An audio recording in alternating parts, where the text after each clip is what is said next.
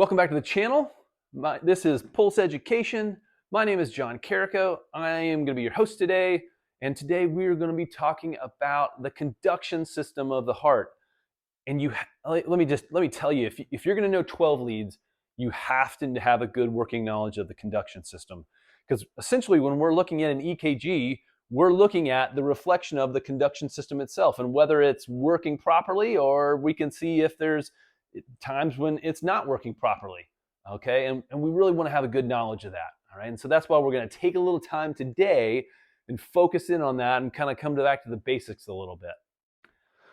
So we're going to start, in terms of conduction system, we're going to do a quick review, all right, making sure that we are all on the same page in terms of the key parts of the conduction system. And then we'll talk a little bit about how they work together and what their significance and importance is.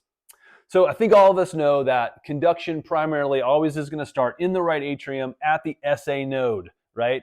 Our primary pacemaker. It's the drummer in the band, if you will, laying down the beat that we primarily have for the majority of our lives, right?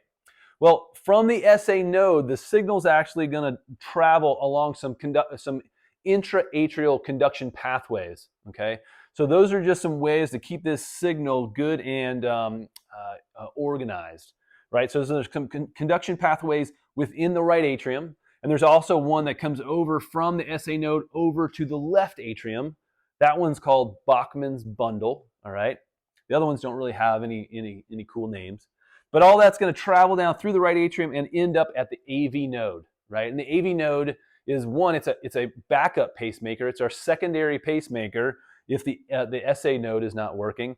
But it also serves as a key component in terms of organizing the atrial signal, or the atrial depolarization, before it moves into the ventricular system. From the AV node, we're going to move down into the ventricles, and we have a short little conduction pathway called the bundle of His. And then we get into the ventricular conduction system, okay? And that's where our bundle branches are. So we have our two bundle branches. We have the right bundle branch, okay? And then we have the left bundle branch. And the right bundle branch itself is a single fascicle, okay? Or a single pathway, versus the left ventricle actually has two pathways. It has what we call an anterior pathway or an anterior fascicle, and it has a posterior fascicle or pathway. Lastly, after we get through our bundle branch system, we have these little hair-like structures that extend into the myocardium, or the main muscle of the heart, and ththose are our Purkinje fibers. They transfer the signals, or the depolarization impulse, from the bundle branch system into the myocardium, and that allows the myocardium to squeeze effectively. Okay. Awesome. Well, why is all this stuff so important? Why are we talking about this? All right. Well, it starts with this. The conduction system, it really is a pretty impressive system. Okay. The heart itself is obviously very impressive, but the conduction system works best if you think about it like the interstate highway system. Not the interstate system on most days at 5 o'clock in the evening at rush hour traffic, but we're talking about how it was intended to work, the interstate system. You imagine, right? You have your cars driving down the road, everybody's moving at a nice pace, everybody can get off on the exits they need to get off, and then get to their destination somewhere off the interstate, right?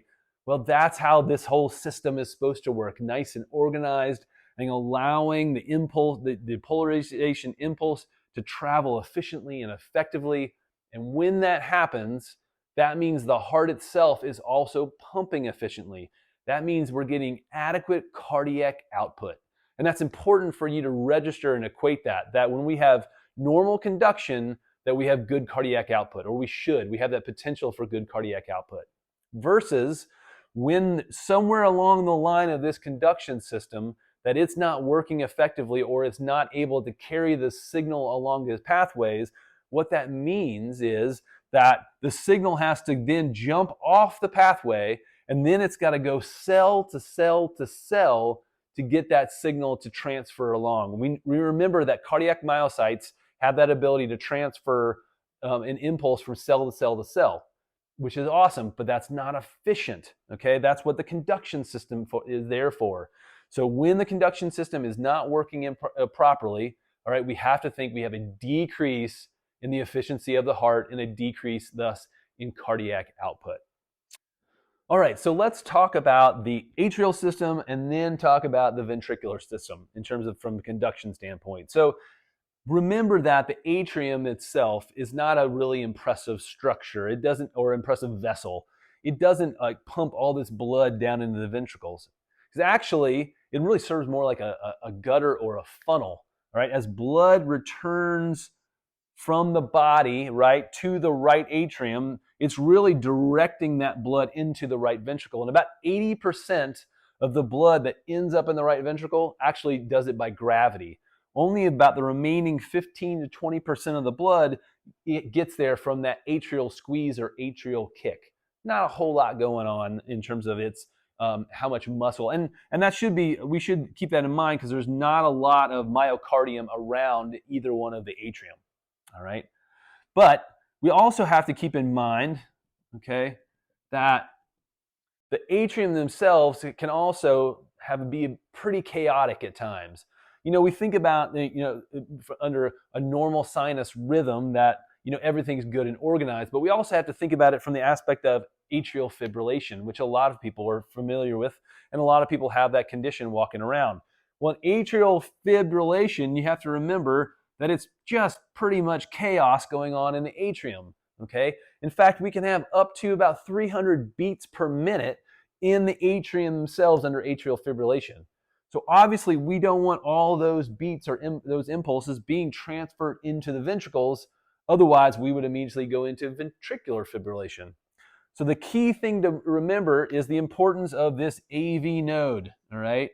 So again, not only is it the backup pacemaker, but it also serves, as I like to think of, it serves like the bouncer to a club.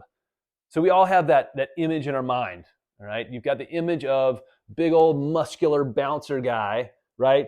Who's just letting one person in at a time into the club. And today's club, we'll call that club ventricle, all right? So club ventricle right now, in order to get through there, you got to go through Mr. Bouncer, aka the AV node. What's unique is with the heart is that there is this atrioventricular septum, which is like a wall, right? That only allows signals to be passed through the AV node. Impulses can't just randomly cross over it. So much like the club itself, you got to come in the front door, which is guarded by the AV node. All right, that allows 300 signals in atrial fibrillation to get organized and to come down in more in like 80 to 100 beats per minute, all because of what the AV node is doing. All right. Once we're into the ventricular system, that's where it gets really important that we're organized. Okay, because in order for these ventricles to fire off and to squeeze blood and have good cardiac output, they've got to be organized, and that's where the ventricular conduction system comes into play. Cardiology friends, let's take a deeper dive into the ventricular conduction system. Imagine, if you will, that the ventricular conduction system is very much like the modern three-prong cord, all right? So we have the right bundle branch, and its twin, which essentially looks very much like it and performs like it, is the left anterior fascicle of the left bundle branch. And then the biggest of all three of them is the left posterior fascicle of the left bundle branch. And so they work in tandem, obviously allowing the impulse to travel down each collective side and get to the ventricles where it's going to fire off. And if all these three prongs are working effectively, then the heart is going to work efficiently. However, if we lose one of those prongs, all right, so now we're down to just having two fascicles rather than all three, well, we know that electricity can still flow. So there's still some effectiveness going on here. We're not dead at this point in time if we lose one of those conduction pathways, but certainly we're not able to carry the same amount of voltage, and we're not able to do it as efficiently as we could do it with the three-prong system, okay? But now we're only down to 2 prongs. And what happens if we lose one of those additional prongs? So here we can see that either through an acute phase like a heart attack or through chronic conditions like uncontrolled hypertension, that we may lose even that the second of the 3 pathways. And so now we're down to a single conduction pathway for the entirety of the ventricular system. And you can imagine that that's not going to be very effective or efficient.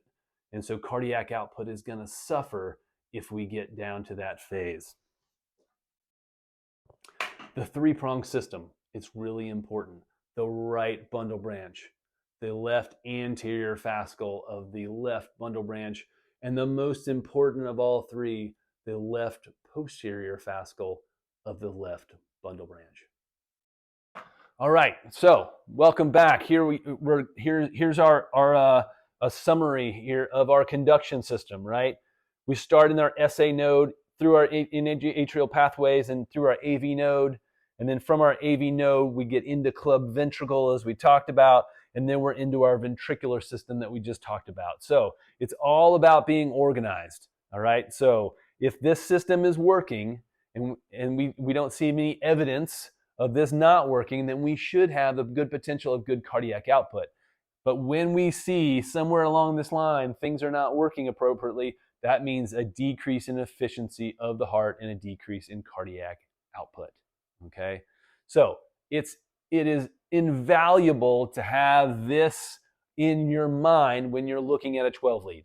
Okay, because we need to be able to distinguish where along the line that conduction is not working appropriately. And if you can do that, that is going to help you dramatically in terms of taking care of your patients, in terms of diagnosing your patients correctly, and interpreting your 12 lead correctly the first time, and being able to take care of your patients. Awesome. Lastly, I want you all to think about is the blood supply and how blood supplies, especially our ventricular system. Okay, so I referred to this in a previous video with coronary perfusion, but we'll talk about this again. So our right bundle branch gets its blood supply from the left anterior descending artery, most notably from the proximal part of the left anterior descending artery, otherwise known as the LAD. Well, also, the LAD supplies blood to the left anterior fascicle of the left bundle branch. So you've got 2 of the 3 conduction pathways in the ventricular system get their blood supply from the proximal LAD. So we can imagine if we have an occlusion of the proximal LAD, what that's going to do in terms of our conduction system. Okay. And then the last one we need to refer to is our left posterior fascicle, right? That one, thankfully, actually has 2 blood supplies. I referred to it earlier, but the importance of the left posterior fascicle. It's really important for that left ventricle to be able to depolarize and squeeze. And because of that, there's actually some redundancy built into the system, and it gets its blood supply from the right coronary artery and from the circumflex. So 2 different blood supplies. So if one of those arteries gets occluded, it's still getting blood from another side of the heart. And that's really important for that to continue working. All right. Notably as well, in terms of our primary pacemakers, right? We talked about this in a previous video, but our SA node and our AV node also get blood supply from the right coronary artery. So when we have proximal occlusion of the right coronary artery, it's very common to see patients who are bradycardic because the primary pacemakers are not working. All right. So putting that all together, right? That the conduction system that we've talked about, it obviously has a direct relationship with the perfusion or the coronary artery system as well. So all those hand in hand, if we can apply those, if we have good working knowledge of the perfusion of the heart and the conduction system of the heart, we're going to be much better at diagnosing our patients, at interpreting our 12 leads, and in the end, taking care of our patients. Thanks for joining us again for another episode with Pulse Education. We're going to return back next week with lots more education and new stuff. If this video was helpful, please like it. Please subscribe to the channel. Drop us some comments down in the comment box, and we'll see you guys in the future.